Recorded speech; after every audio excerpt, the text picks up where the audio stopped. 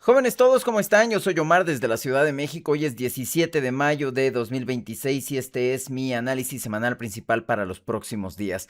Como siempre, como desde hace 16 años, te voy a explicar absolutamente todo lo que estoy observando. Te muestro mis gráficos con el análisis que estoy haciendo ahí. Te muestro mi plan de trading completo para los próximos días. Y lo más importante para tu aprendizaje, te voy a explicar los criterios técnicos fundamentales y de sentimiento que avalan a cada una de mis hipótesis de trading y que hacen que mi plan sea tan sensato y tan robusto semana a semana y mes a mes y año tras año a lo largo de tanto tiempo. Vamos a comenzar con el dólar americano. Es notable que la semana pasada fue fantástica para el dólar. Y esto resultado, por supuesto, de diversos elementos. Aquí me interesa mucho hablar específicamente de dos que tienen que ver completamente con nuestro mercado financiero. No es que esté haciendo a un lado o desestimando lo que está pasando en Medio Oriente, pero de alguna manera eso ya lo estamos dando por contado. Aquí te quiero contar, te quiero relatar las cosas que, vamos a decir, son novedosas para nosotros. El primero de ellos es el dato inflacionario de la semana pasada. Ya te lo había advertido desde el domingo pasado. Se estaba esperando un dato significativamente arriba que el dato previo. Bueno, pues salió todavía más arriba. La expectativa era 3.7, el dato anterior era 3.3 y salió en 3.8. El dato core se esperaba en 2.7 de un 2.6 anterior. Bueno, pues salió en 2.8. Esto no solamente confirma que la Reserva Federal tiene razón al decidir mantener sus tasas de interés elevadas, contrario, insisto, y voy a insistir siempre, contrario a los caprichos anaranjados del habitante de la Casa Blanca. Y decía, no solo lo confirma, sino que también renueva la conversación de que la Reserva Federal no debería recortar tasas de interés durante este año e incluso promueve la otra conversación de que tal vez la Reserva Federal debería de estar pensando en subir tasas de interés en algún momento. Esta segunda conversación todavía suena como parte de un cuento de hadas, pero deberíamos de considerarlo. Si bien es cierto que en este momento las apuestas no han cambiado significativamente, no sería raro que lo hicieran. Te voy a decir una de las razones por las cuales las expectativas siguen manteniéndose más o menos estables a pesar del dato inflacionario. Te voy a poner el ejemplo de Goldman Sachs. La semana pasada efectivamente postergó sus expectativas.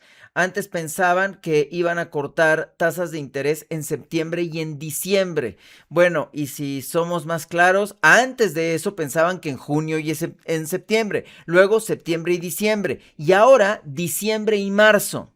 ¿De acuerdo?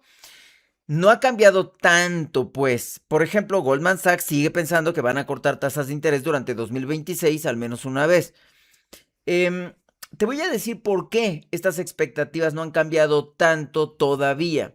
Y es que en la mayoría de los casos estaban esperando a ver qué es lo que va a pasar con la nominación de Kevin Warsh para ser el nuevo mandamás de la Reserva Federal.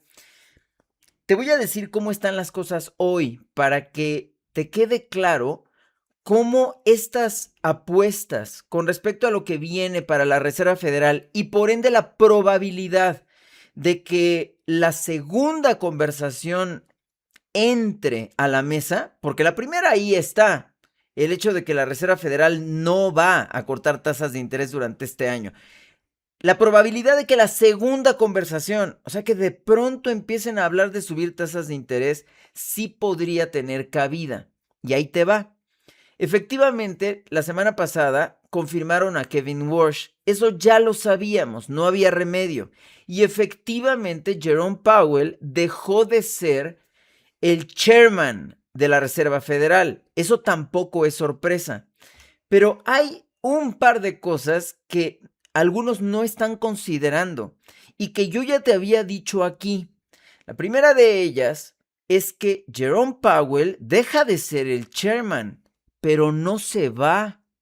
El término de su mandato como gobernador de la Reserva Federal, como miembro del comité votante, acaba en 2028, si no mal recuerdo, en enero de 2028. O sea, todavía le queda más de año y medio en la mesa de votación del comité de la Reserva Federal. La otra es que uno de los sirvientes de Trump tuvo que renunciar para que llegara Walsh. Esto también ya te lo había dicho. Miran, el servidor más leal, el criado más lamebotas de Donald Trump, se tuvo que ir para dejarle su asiento a Kevin Walsh, porque Powell no se va. Yo sé que esto puede parecer confuso para muchos. ¿Cómo es posible que ya no sea el chairman, pero siga ahí? Lo que pasa es que, y lo explicaré lo más breve posible, porque no es necesario más, recuerda que el chairman es un miembro del comité, es uno de los gobernadores de alguna de las reservas federales de alguno de los estados de los Estados Unidos. O sea, tiene que salir de ahí, pues. Entonces, Jerome Powell tenía o tiene un mandato en turno y hace 8 años se subió a la silla principal. Pero eso no significa que al subirse a su silla, entonces su mandato se borra. ¿Me explico? Duró 8 años, que por cierto fueron 8 años de extremos. Pobre Jerome, le tocó la pandemia y le tocó el tightening más rápido en la historia de la Reserva Federal. Eso a lo mejor lo hablamos en otro momento. Pero terminó sus 8 años y entonces sigue en su función como gobernador de la Reserva Federal, como miembro del comité y como votante del comité del FOMC. Bueno, todo esto te lo estoy contando, ¿por qué? Porque entonces esa expectativa que ya se veía lejana y que ya te había explicado que ya se veía lejana, de que Donald Trump se iba a apoderar de las decisiones de la Reserva Federal debido a que había puesto estratégicamente a sus criados para poder cumplir sus caprichos, ya no es tan cierto. Para empezar, Miran ya no está, que era el más leal. Y los otros que lo seguían, por ejemplo Waller, ya no parecen tan apegados a los caprichos de Donnie. Dicho con otras palabras, y como te lo expliqué en otro momento, se dieron cuenta de que no tenían ninguna deuda con Donald Trump. O sea, ya no tienen que cumplir nada. Muchos de ellos llegaron a la Reserva Federal, los otros dos de ellos llegaron a la Reserva Federal con la expectativa de que se podrían convertir en candidatos para liderar a la Fed, cosa que no pasó. Y en un cálculo muy extraño de Donald Trump y de sus achichincles, pusieron a otro más, a Kevin Walsh, uno que ni siquiera estaba ya en el comité. Entonces, necesito aquí llegar a una conclusión sencilla. Eso que se pensaba que podía pasar, que Donald Trump hiciera que la Reserva Federal cortara tasas de interés solamente por su capricho anaranjado, no va a ocurrir. Ya no puede ocurrir. Entonces, me parece que si esa era la restricción para que las apuestas por la probabilidad de que la Reserva Federal de hecho suba tasas de interés en algún momento en vez de bajarlas, podrían aumentar. Lo que es completamente evidente es que la acción del precio ya comienza a acarrear un poco de ese espíritu. Y en ese sentido, entonces, vimos retracciones mucho más grandes de lo, pongamos entre comillas, normal. Y eso hay que notarlo porque podría prevalecer este sentimiento hacia el dólar americano durante las próximas semanas. Insisto, conforme vayamos dilucidando que va a ser muy difícil que Donald Trump cumpla su voluntad en el organismo hasta ahora autónomo que conocemos como la Reserva Federal.